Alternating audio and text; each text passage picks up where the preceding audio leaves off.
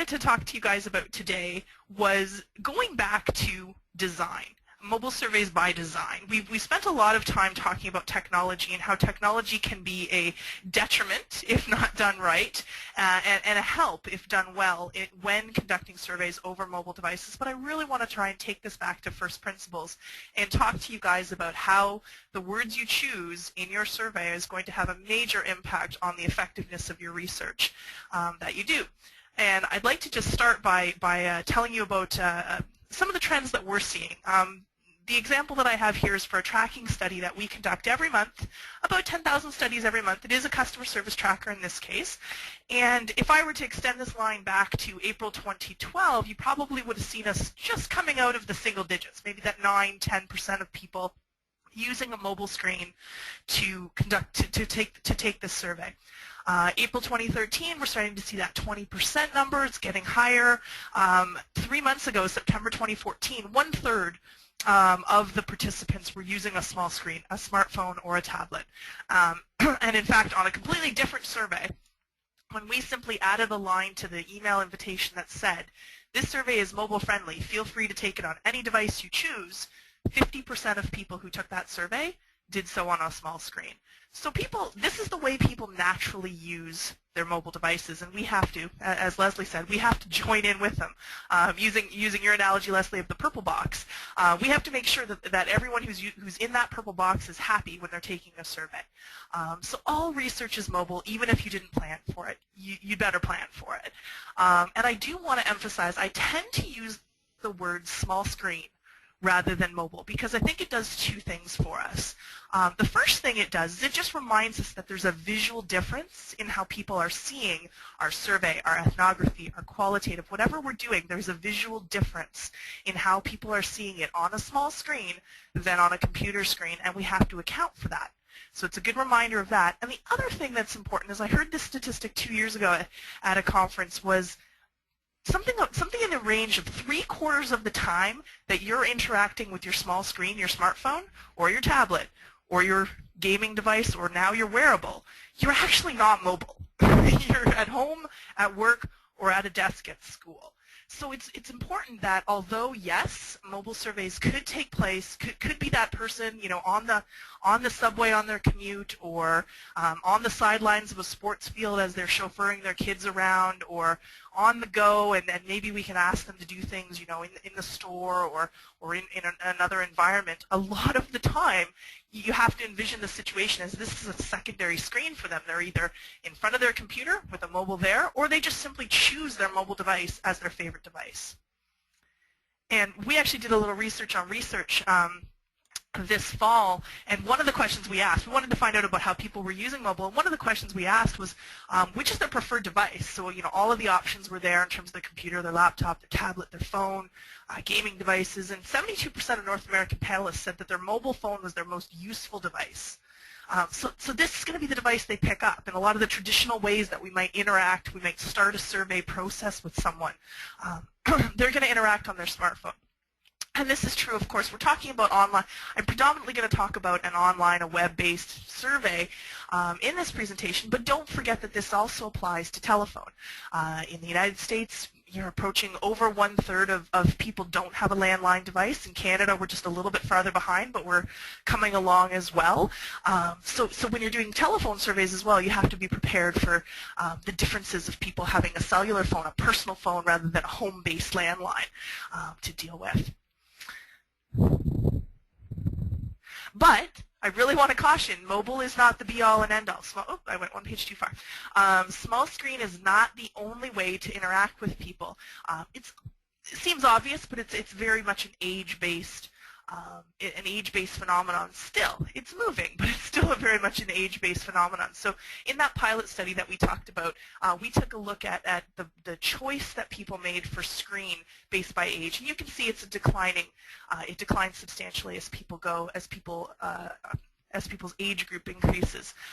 But what that means is that although you want to have a mobile optimized survey, you want to make sure that you're keeping those folks happy, you also have to keep your traditionalists on a larger screen happy as well. Make sure that that experience is working well for them and that there's consistency between those two experiences so that all of that data can be put together and be treated as the same data. But at the end of the day, people are used to giving an opinion, and they give an opinion quickly and frequently and in all kinds of ways. Whether it's restaurants or travel or just being asked that bill receipt at the end of the day. People are used to giving an opinion. They want to give an opinion. They're actually dependent in some ways on opinion. You choose stores in a lot of ways based on recommendations that are now so easily accessible online that you almost don't know what to do without it. So you have to utilize that. Utilize the power that the people you're speaking to probably want to tell you about their experience, and you have to just make that experience work in a way that that is interesting for them. So let's get into it. Let's talk about another industry. So when we were looking at mobile and when we were training our staff on how to write good surveys, one of the things we turned to is another industry that has had to very quickly learn to speak mobile, and that's the journalists. The journalists of the world. They've gone from a print once a day type of an environment to now all of a sudden their mobile audience is their most frequent audience, their dominant audience. And so they're going to a world where they have to speak more quickly, they have to speak more succinctly, and they have to generate content all day. So they don't have that reflection time as well. So you can see a few examples of different publications throughout the world where all of a sudden now mobile is their dominant feature. So there's a lot of really good information and training information out there about how journalists have been taught to change their writing style for a mobile world. And this is great because we've had to change our writing style. Our evolution has been from, one of the earlier speakers talked about how surveys, some of the scales in surveys have existed for 20 years and we haven't changed them. But it's going to come to a point where you have to, and so let's make sure we do this in the best way possible. So here's a few rules that journalists follow when they're speaking to their mobile audiences. First and most important rule, this should be in bold and in red, is to cut ruthlessly but stay instantly understandable. Words are a premium on mobile. There are not that many that fit, especially on a smartphone. So you need to cut as many words as you can, but you still need to make sure that this is consistently understandable across audiences, across all of the different people who take your survey. Second rule is to put your readers first, to speak to them and not speak at them. So using, as Andy said, more conversational language. So one of the way to do that is to change the voice to you're speaking with them and to them, not at them, not lecturing at them. And to use their language. So find the most common language you can. We're going to talk about examples of that. Where possible, put lists in logical order. There's, again, space is at a premium. Ideally, you want to keep any lists or any long paragraphs nice and short so people can see them on screen. You eliminate that technology issue of scrolling. But where possible, if that isn't possible and it's not necessary to randomize, make sure things are very logical so that people understand that there may be more there. Give them an experience that's similar to what they're used to in other avenues. They're used to interacting with their smartphones. They touch Facebook, they touch Twitter, they comment, they share. You want to, as much as possible, give them examples, give them an opinion-seeking experience that's similar to what they do in other areas of their mobile lives. So let's look at those rules. And again, as always, it goes with the first point. Get to the point and be engaging so you don't lose them. So cut ruthlessly, but be understood.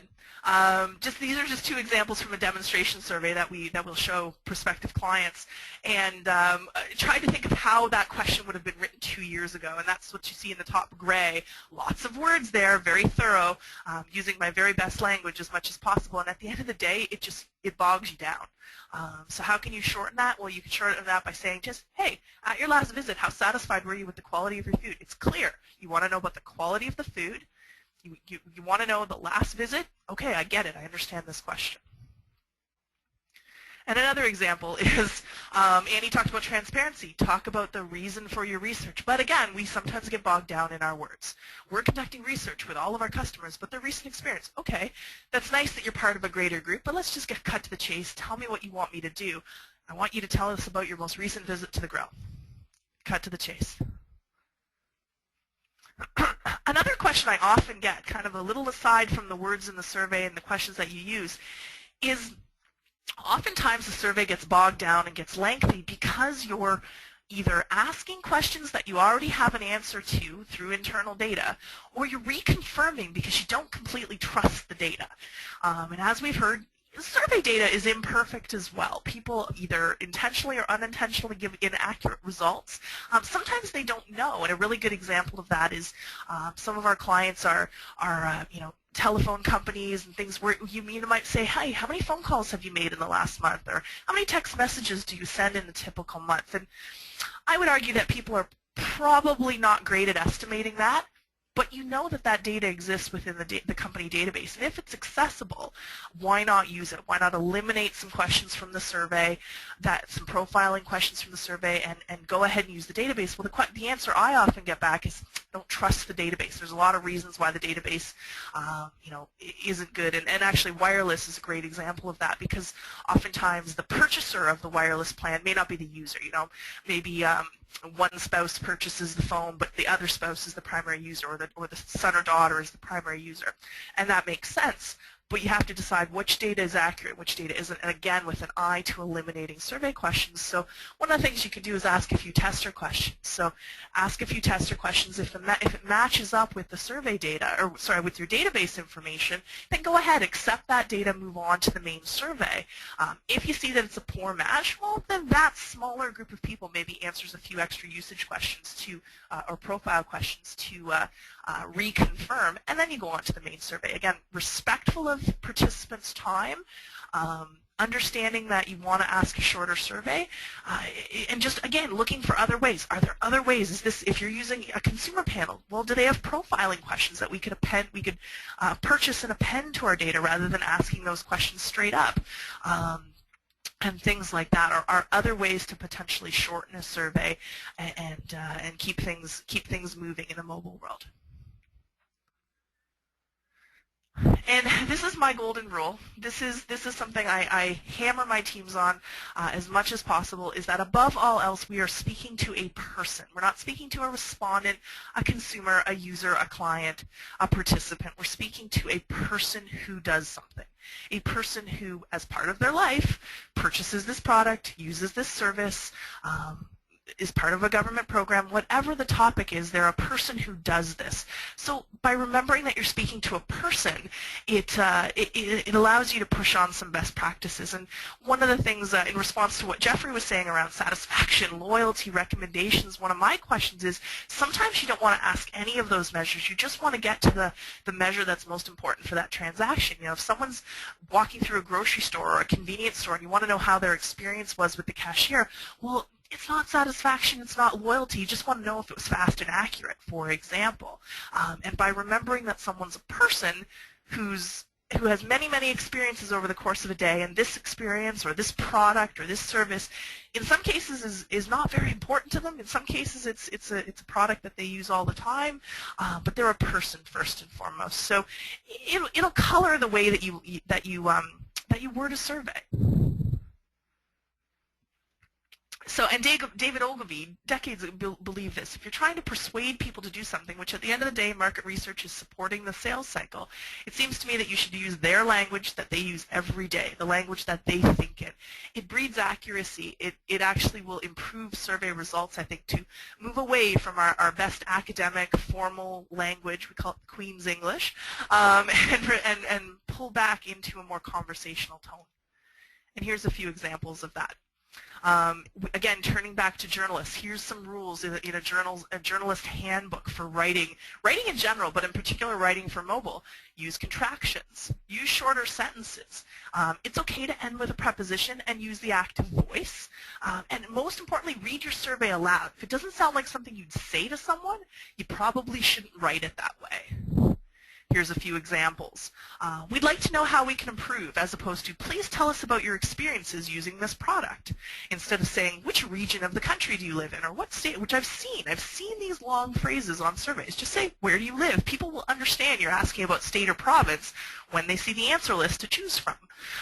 Please tell us all the companies that you can think of.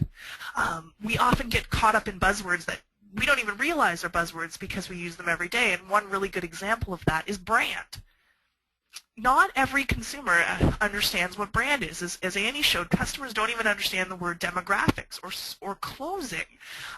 So it's not surprising that they don't understand things like brand or value. Even value, I think, is such a loaded word that you have to be careful about how to use it.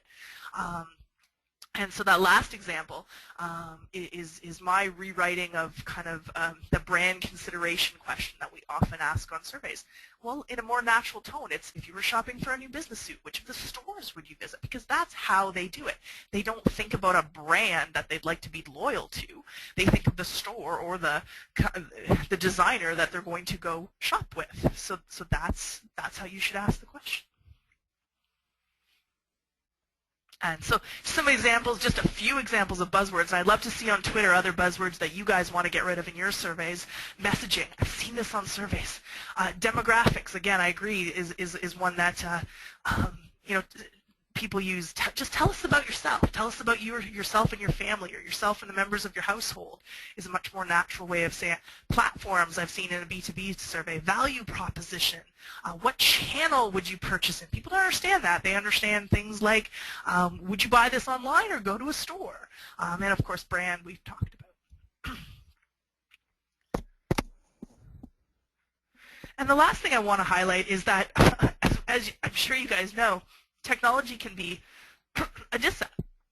technology can be a dissatisfier if you don't invest and test in good technology that is going to work both in the mobile environment and for desktops and larger screen devices. So you want to, you know, it can be delightful. You can certainly gamify. You can certainly make a survey more interesting.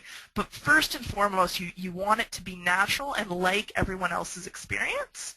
And you want it to not be a dissatisfier. You don't want it to hinder anyone's potential to participate and provide feedback.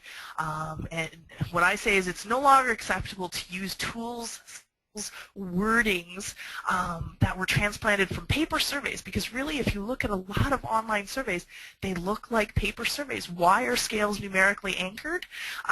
In some cases it's because on a paper survey that's how it was done.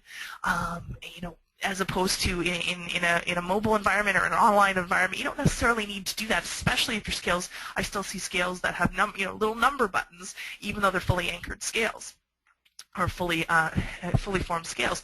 And you still see outdated instructions that are almost a holdover from telephone surveys.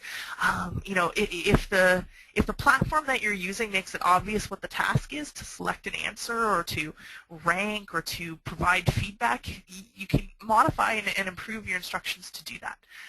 And take advantage of mobile tools. Sometimes it's okay. There are times where perhaps a mobile isn't the best tool, or you have to offer an alternative for desktop users. An example would be audio. You can collect verbatim, long-form feedback from people in an audio format on smartphones, on tablets, and even on desktop if people have microphones. But that's less common and less well understood. But people generally understand how to give an audio answer or a video answer or upload a camera. And again, you might have to provide an alternative, or maybe there isn't a convenient alternative for your desktop users, but it's a chance to collect extra feedback, more dynamic, more rich feedback from even a portion of the participants in the survey, a portion of the people who take your survey. And I'll leave it at that and see if there are questions.